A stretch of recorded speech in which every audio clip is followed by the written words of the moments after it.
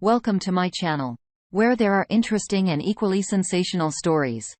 Listen to today's story. I, male 45, have been married to my wife, Amy, 45 years old, for the past 15 years. I work as an executive at a company while my wife is a homemaker. She used to work at a plant nursery in her 20s, but after we got married, she chose to be a homemaker.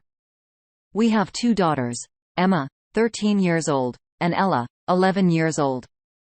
Our family was happy until the truth about my wife's cheating came to light. Thanks to our smart TV. So last week, it was our friend John's birthday. He has been living in a different country for the past few years. We decided to video call him at midnight to wish him a happy birthday.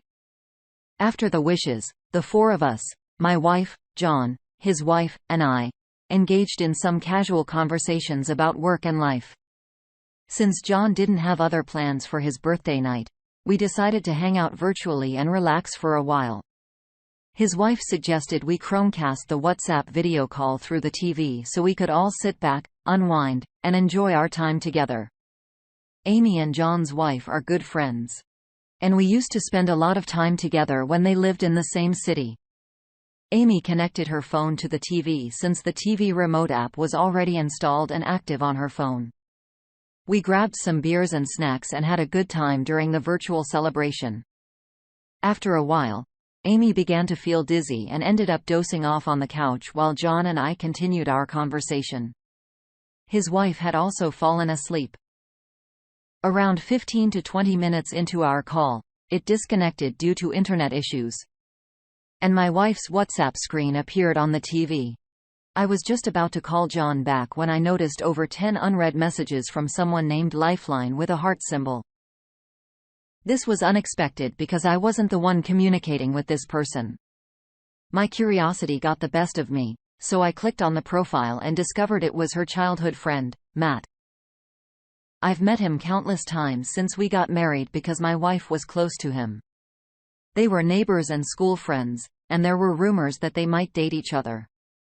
However, that never happened. According to my wife, she didn't see Matt as a romantic partner. And besides, Matt was not interested in women. As of now, Matt was single. I wasn't too concerned about my wife's connection with her Lifeline because she had assured me that he wasn't into women. However, just then, another message appeared in their chat. "Baby, I miss you." This raised some concerns, prompting me to look into the situation. I hesitantly opened the chat with Matt. It became clear that my wife had been chatting with him all along through her phone while we were on the video call. Unfortunately, for Matt, my wife unexpectedly fell asleep without giving him a good-night kiss, which explained why he was flooding her WhatsApp with messages.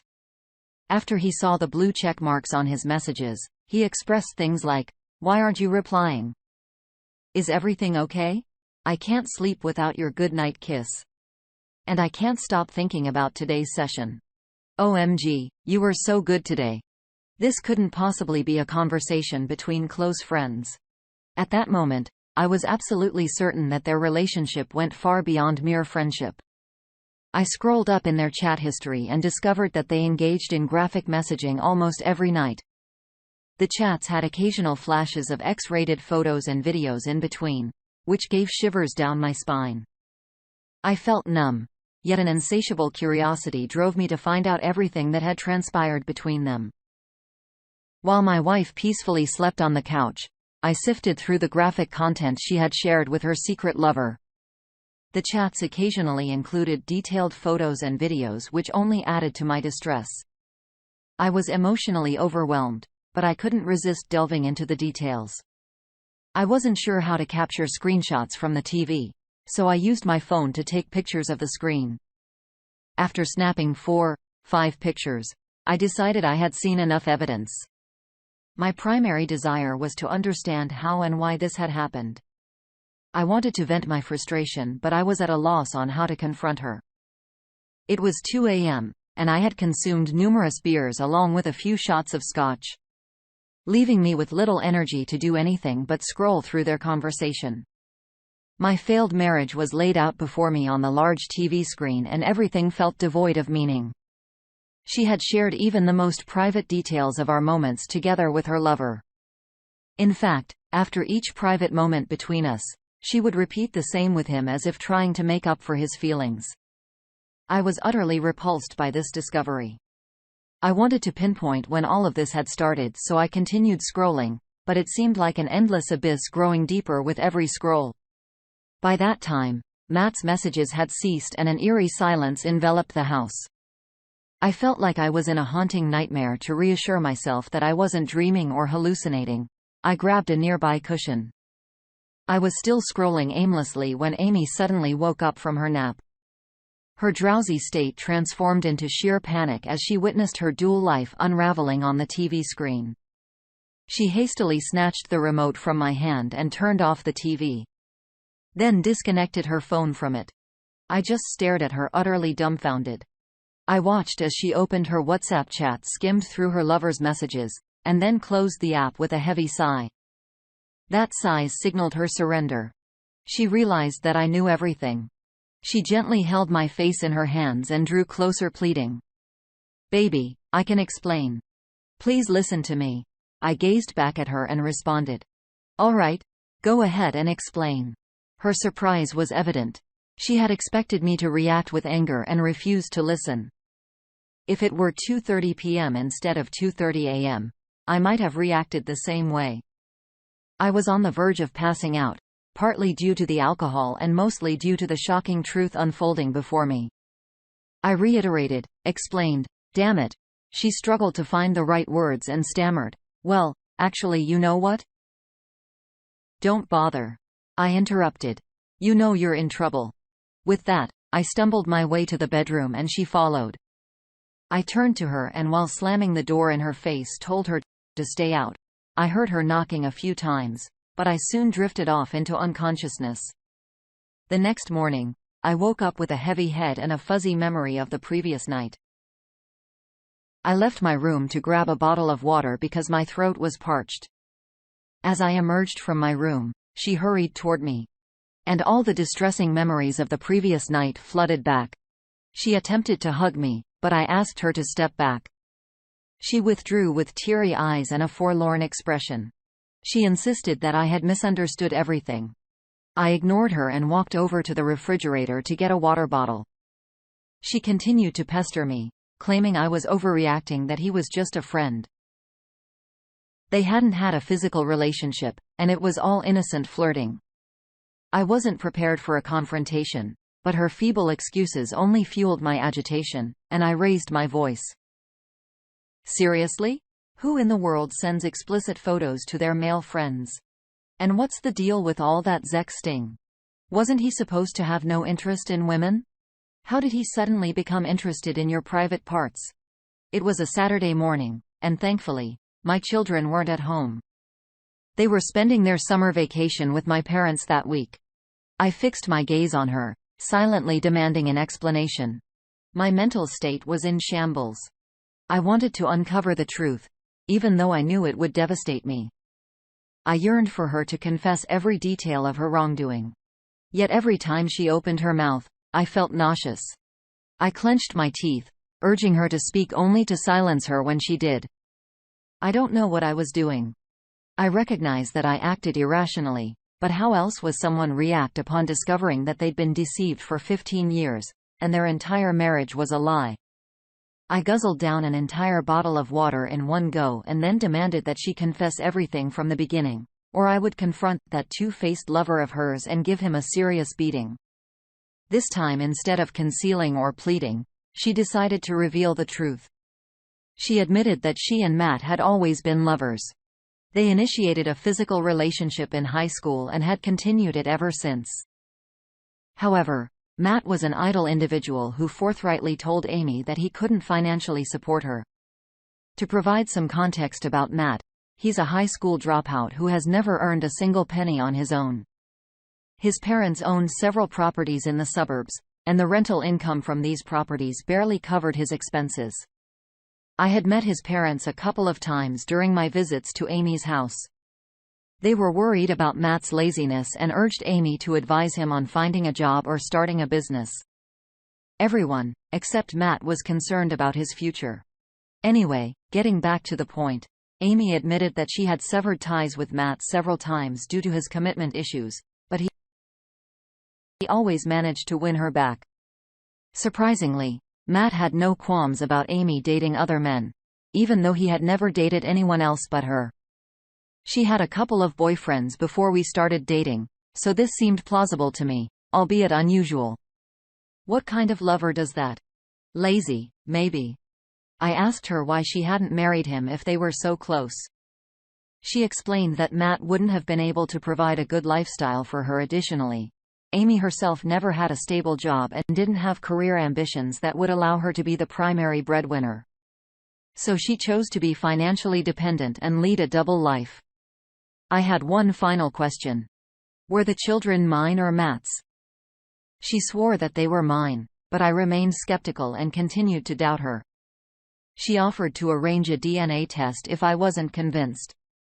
She explained that she couldn't risk having children with Matt because she was afraid that if her secret came to light and I abandoned the children, Matt wouldn't be able to raise them even if he wanted to.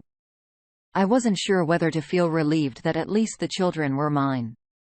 I told her to leave the house or else I would expose her truth to everyone, including the girls. They might be young, but they were smart enough to understand the situation. She pleaded with me not to tell our daughters, fearing they would hate and disrespect her. I refilled the water bottle, grabbed a few beer bottles, and retreated to my room, locking the door. I sat in front of my laptop staring at the screen for over an hour. I didn't know what to do next or who to talk to. The truth was eating me up from the inside, making me feel suffocated.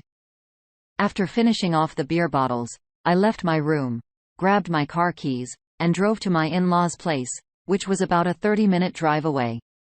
My mother-in-law answered the door with a friendly smile, but as soon as she saw my red face, she sensed something was amiss. She called my father-in-law, who rushed out from their bedroom and sat me down. I was sweating and anxious, my heart racing. I explained to them that I didn't know a better way to confront the situation, and then I began narrating everything. My throat grew dry and my body temperature skyrocketed as I divulged the ugly truth. Midway through, we heard someone banging on the door. It was Amy. She stormed into the house and demanded that I leave immediately. She insisted that this was a private matter and that we should deal with it ourselves without involving her parents. The next few hours were a tumultuous mix of emotions. I chastised her for cheating on me for 15 years while she brushed it off as a casual relationship that meant nothing to her. Gradually, she shifted the blame onto me for turning her parents against her, and I defended myself. My in-law sided with me and scolded her. I spent the entire weekend drinking, occasionally passing out and refilling my stomach with alcohol. When Monday came around, I went to work feeling groggy and drained. At the office, I searched for divorce lawyers online and scheduled an appointment with one. When I returned home, I noticed that some of her belongings were missing. I assumed she had come while I was away, packed some of her things, and left. I didn't bother to check on her. She messaged me informing me that she would be staying at a hotel to give me some time to cool off. Really? Did she believe this matter was so insignificant that I could just easily move past it? She also bombarded me with messages begging for forgiveness and making promises to end her relationship with her lover. It's been a painstakingly long week since that fateful day. And now it's Friday again. The days have been crawling by, and I anticipate the weekend will drag on even more. I have an appointment with the lawyer scheduled for this upcoming Monday. I've been scouring Reddit stories in search of a solution to my predicament, but it seems like my situation is quite complex. More than worrying about myself, I'm concerned about my daughters. How should I handle them? Should I even address the issue with them at all? Update. I'm sorry for not keeping you all in the loop. But I did connect with some of you through private messages and comments. It's been 6 months since my initial post. And let me tell you, it's been quite a roller coaster ride. I met with the lawyer on that Monday and discussed my concerns regarding my daughters.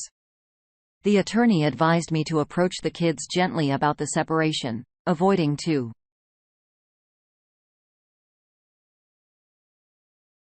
Considering my wife's unemployment and the nature of her affair, I have a good chance of obtaining custody. On the same day, my parents reached out to Amy to bring the kids home from their place. We're still unaware of the situation. She arrived with the children while I was drained and lying on the couch after the stressful meeting with the lawyer. I refrained from discussing anything in front of the children and confined myself to my room. When she entered the bedroom, I urged her to have a conversation with the girls about her infidelity. She burst into tears and begged for my forgiveness, repeatedly expressing her fear that the girls would despise her. Well, she should expect nothing less. After cheating on your family for 15 years, what else could she anticipate? The lawyer mentioned that it would take about a week to send the divorce papers to Amy. So I had a week to sort things out with the children and my parents. I informed her of my decision to divorce her, and her reaction seemed as though it had come out of nowhere. She voiced concerns about the potential trauma to the children due to the divorce, which left me wondering where her maternal instincts had been hiding all these years. I firmly reiterated my decision and gave her a 1-week ultimatum to talk to the girls in her own way, or else I would be the one to reveal the truth. With my pillows in tow, I crashed on the bedroom couch and drifted off to sleep. Throughout that entire week, I left the house early in the morning and returned late in the evening. As the weekend drew near, she would often cry and wail through the night, sometimes so intensely that it would wake me up.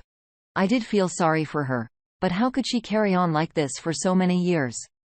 What was she thinking, believing she would never be discovered? She had multiple opportunities to end her affair, yet she persisted. Our private conversations, my vulnerabilities, my deepest secrets, everything. She left exposed to her lover. How could I forget all of that? On Friday evening, she informed me that she had devised a plan to talk to the girls the following day. I nodded in agreement. On Saturday, after breakfast, she gathered the children and mentioned that we had some news to share.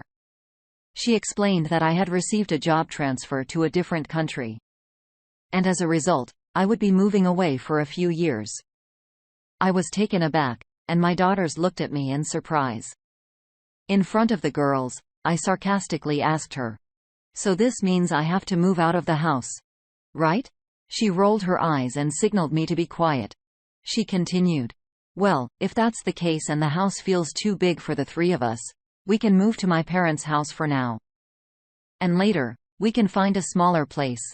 The girls were clearly confused by this explanation. They were young, but not naive enough to miss the game she was trying to play.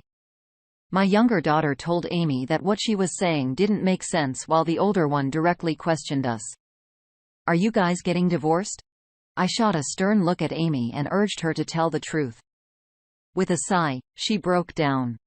The girls turned to me for answers, and I told them they were correct about our divorce. I explained that we no longer felt compatible with each other. My elder daughter even suggested that I might be having an affair, which was why Amy was crying. She held her mother's hand and asked Amy if I was cheating on her. Instead of clearing the air, Amy simply hugged her, leaving the girls disgusted with us both. I was furious with that manipulative woman. I couldn't believe how she had turned the situation against me. I ended up telling my daughters everything, explaining how I found out. But of course, I left out the graphic details. Amy shouted at me, accusing me of her nagging on my word. She argued that I had given her the freedom to explain things to the girls. So why wasn't I supporting her when she talked about my job transfer? The situation had spiraled out of control, and I decided it was time to stand up to Amy's manipulation. I called both my parents and my in-laws and asked them to come over as soon as possible. They all lived within a 25-30-minute drive, and within an hour, they were at my house. That 1 hour felt like a never-ending nightmare that I'll never forget. My daughters were crying, clinging to me. In witnessing this, Amy did her best to justify her actions. She went as far as painting me as a liar and accused me of manipulating the girls against her. Her arguments ceased only when I mentioned I had photos of those conversations. My parents were shocked by the scene before them. I gave them a brief account of the situation. Everyone was repulsed by Amy's reprehensible actions. She continued sobbing and pleaded for forgiveness. I felt a moment of pity for her. It was painful to see her in this state, but she had brought it upon herself. Instead of casting me as the villain in front of my daughters, she could have simply told that we had fallen out of love or something similar, but she wasn't willing to accept even the slightest blame. And now her ugly truth was exposed to everyone, including our daughters. I made it clear that we were moving forward with the divorce, and the girls would be staying with me. I asked her parents to take her away. Even the girls themselves asked her to leave. My parents decided to stay with us for a few weeks to offer support and help us through this tough time. It was undoubtedly a challenging period, but I'm relieved that we emerged from it stronger. I've started therapy for all three of us, and we're all in a much better mental state now. My divorce proceedings are ongoing. Amy has made a claim on my house, which I'm contesting because I don't believe she deserves any part of it. Interestingly, she didn't contest the custody of the children, which makes her priorities quite clear and simplifies things for us. During our confrontation and even afterward, Amy promised to sever all ties with her lover. However, after moving in with her parents, she was caught visiting her lover's house. Her siblings discovered this and humiliated her to the point where she had to leave the house. Her parents also confronted Matt for his actions and informed his parents about the situation. As far as I know, Matt's parents have stopped providing him with rental income from their properties and urged him to support himself. Meanwhile, Amy is working as a sales agent in a showroom. I no longer dwell on thoughts of her. My focus is on raising my daughters and providing them with the best life I can. Wish me luck. Story 2. My wife, who is 31, and I, who am 32, have always shared a loving relationship. We were high school sweethearts and decided to get married when she became pregnant. The pregnancy was the reason we tied the knot. From the beginning, we've had an active and enjoyable bed life. Throughout the years, we've been very happy together, and there hasn't been any reason to think otherwise. However, raising our son has been quite challenging since he's always been prone to illness. Doctors initially suspected anemia, which made his health struggles more complicated. As he reached the age of 13, these issues became more frequent. He would often experience severe trapped gas, causing him to hunch over in pain and feel immobilized. Fatigue plagued him no matter how much he slept. He also suffered from constant lightheadedness and occasional dizzy spells that seemed to appear out of nowhere. These health concerns were frustrating because they were unpredictable, and we struggled to identify their root cause. I empathized deeply with my son's suffering, especially because no one in my family had experienced such an illness. We never conducted a genetic test to determine the source, assuming it might be related to my wife's side of the family. The doctors consistently found him to be anemic through various tests, which could either be a genetic or acquired condition, leaving us uncertain about its origin, despite his efforts to increase his iron intake. Our family went through a lot due to our son's health issues, and it became our new normal. Fortunately, we decided to consult a different doctor who eventually diagnosed him with celiac disease. Eliminating gluten from his diet made a significant difference, and he started feeling like a normal person again. Celiac disease is hereditary and tends to run in families. Interestingly, both my wife and I were relieved because for once, we had the ability to control his flare-ups. We no longer had to arrange our lives around hospital visits or be ready to rush him to the emergency room at any time. It was a sense of relief we hadn't experienced in 13 years. Little did we know that this would mark the beginning of the unraveling of our marriage. Discovering the root cause of our son's inherited illness would shatter our family and expose a 14-year-old secret only my wife could explain. The doctor suggested that my wife and I undergo a blood test to determine which side of the family the disease originated from. We took the blood test and the results came back negative. This meant that celiac disease antibodies weren't present in our blood. We repeated the test, and the outcome remained the same. During our next visit, the doctor was perplexed and even questioned if our son might be adopted. We assured him that this wasn't the case, but the situation was awkward. and I noticed my wife's discomfort. On the drive back from the doctor's office, I remained unusually quiet, my thoughts drifting back to the time when our son was conceived. I remember making a humorous suggestion about getting a paternity test back then because I was still using protection.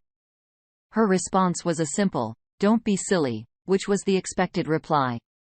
She could have reacted differently, but her nonchalant response was all it took to brush it aside. I had only been joking, and now more than ever, I regretted making that comment. She knew I wasn't serious. It was frustrating. Despite having doubts, I couldn't bring myself to confront her about it. It seemed unimaginable. I had raised him since birth, and he meant the world to me. He was my legacy. The sleepless nights, the pain, the deception, it was all beyond anything I could have imagined. The idea that he might not be my biological son was inconceivable. I was even afraid to go for a DNA test because of what it might reveal. Eventually, I gathered the courage to order a test kit online and sent it in. When the results came back, my world fell apart. I didn't know how to process this. We had gone through college together with hardly any issues. I believed we had a happy life together, sharing similar work schedules. And I had never suspected anything was going on behind my back, but now it was clear that this child was not my biological son. When she returned home that day, she found me sprawled on the floor with a half-empty bottle of scotch. I was so lost in my thoughts that I didn't even realize she had come in until she tried to rouse me. I confronted her, demanding to know who the real father of the child was. She stepped back, appearing confused, then responded with anger, insisting that I was the father. I accused her of lying, asserting that she had been deceiving me for 13 years. I disclosed that I had taken a DNA test, which had revealed that he wasn't biologically mine. She asked to see the DNA test, but I refused, urging her to answer the question directly instead of addressing the paternity issue. She attempted to deflect blame by bringing up the fact that I had sought a paternity test. She made it seem as though my choice to get a paternity test was worse than her affair with another man, and bringing home a baby 13 years ago. All while lying to me and allowing me to raise him as my own. She tried to shift the blame onto me, as if it were my fault for seeking a DNA test. I told her that she was the reason our son had suffered for 13 years. She knew why and she must have. Yet, she allowed him to endure it and let me bear the burden, all to protect her secret. She made every effort to dodge responsibility and shift blame. But I eventually warned her that if she didn't reveal the true identity of the child's father, I would contact every man she had interacted with over the past 13 years and request a DNA test from them. My eye had turned bloodshot, signaling my intense seriousness. And finally, she broke down. She confessed that our son belongs to a coworker from her previous job. She revealed that she had fallen for this guy over the course of a month. They had been close a few times. And then it stopped because of her deep love for me. And during that whole month, I had not the slightest inkling of what was happening as I continued to live my happy life. Now I find it incredibly hard to trust her. It's difficult for me to even look her in the eyes. I used to believe that we had everything we wanted, even making plans to have a child together, when this revelation came crashing in. We were genuinely happy, or so I thought, until he entered our lives before I was content. I thought our marriage was solid, but now it feels like it was all a facade. We have a beautiful home, nice cars, a comfortable life without financial concerns, but I've lost what truly mattered. She claims it only happened once, a moment of adventurous desire, a desire for something out of the ordinary, but I struggle to believe her. It's more than just being cheated on. It feels like my entire life has been a falsehood. She's not the person I once knew. He's not my biological son. And ultimately, I find myself alone without any true offspring of my own. The tears couldn't be contained. I couldn't bear to stay in our home any longer. I reached out to my boss at work, confessing everything and expressing my need for an extended leave. He grew concerned about my mental state and insisted on driving over to my house to ensure I was okay. I wasn't particularly close to my boss, but he made the effort to drive over to my house and took me out to a restaurant that evening, giving me a chance to step away from home. During our conversation, he shared a poignant story about a friend of his who had discovered his child wasn't biologically his, and subsequently took his own life. He expressed a strong desire to provide me with all the support I needed.